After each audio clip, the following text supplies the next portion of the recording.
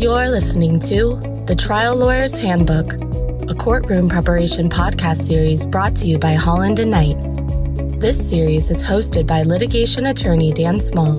Listeners of this series will gain a fresh perspective on how attorneys can address various trial preparation issues and set themselves up for success in and out of the courtroom. Language is so important in any trial. The words, the inflection, how it's said, why it's said, all of that.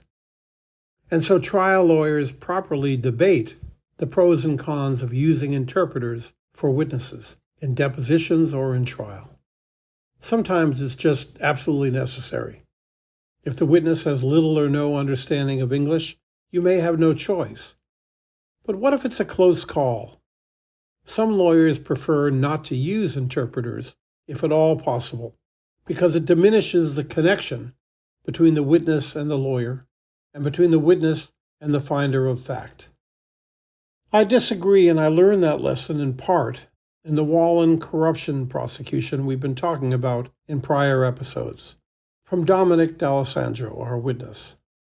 Dominic was born and raised in Italy.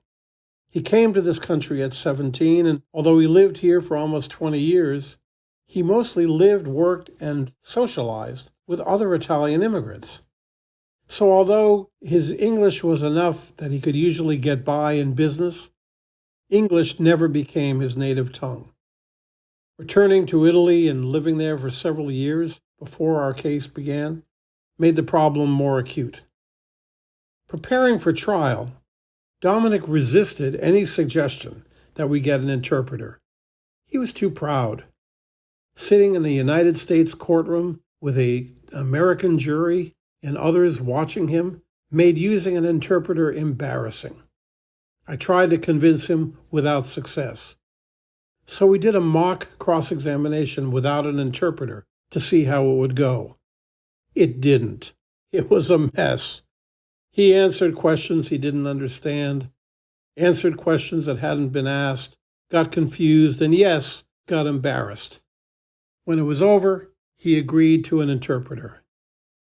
The interpreter we brought in was a lovely lady, smart and charming, petite and almost schoolmarmish in appearance. I'm telling you, central casting for interpreters.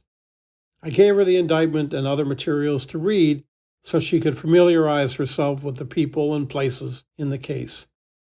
She and Dominic spent time with us and became fast friends, which increased his comfort level with the decision. At trial, she provided two important advantages. First, she helped Dominic understand what was being asked before he answered. Several times, particularly during my direct examination, Dominic went too fast. He answered questions without using the interpreter. Sometimes it worked, but sometimes it was clear that he had misunderstood part of the question. Fortunately, no real harm was done, and during the breaks, I kept encouraging him, Dominic, use the interpreter. It's okay, use the interpreter. Sometimes when he ventured off on his own, the results were humorous and even endearing. One example, among the various bribes, Charm Construction bought several cars for members of the Wallen family, including a big Buick Electra for Frank Wallen's mother. In his testimony, I asked Dominic why he bought the car, knowing that the answer was, well, because Frank Wallen had told him to in exchange for more contracts.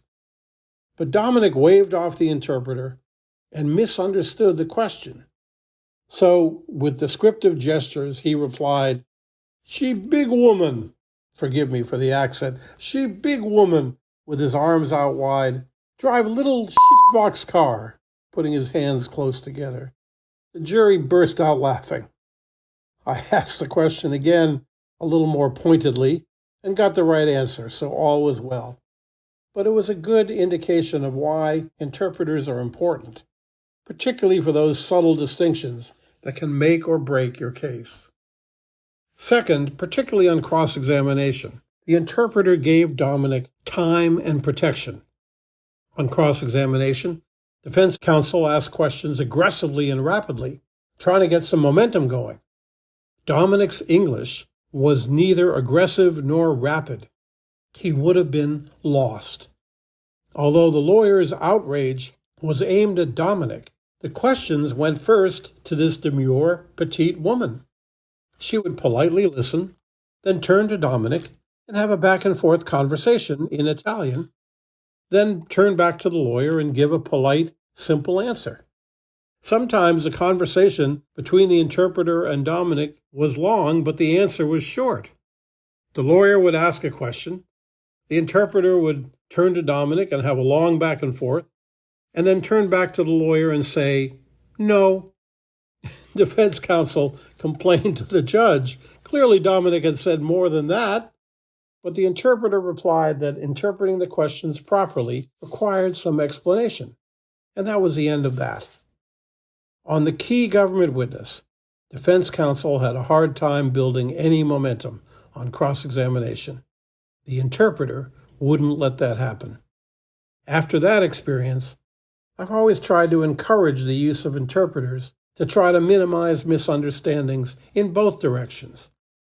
Obviously, it depends heavily on the quality of the interpreter, but that's just one more piece to test out and prepare for as you get ready for deposition or trial. Good luck. Thank you for listening to the Trial Lawyer's Handbook, a courtroom preparation podcast series brought to you by Holland & Knight.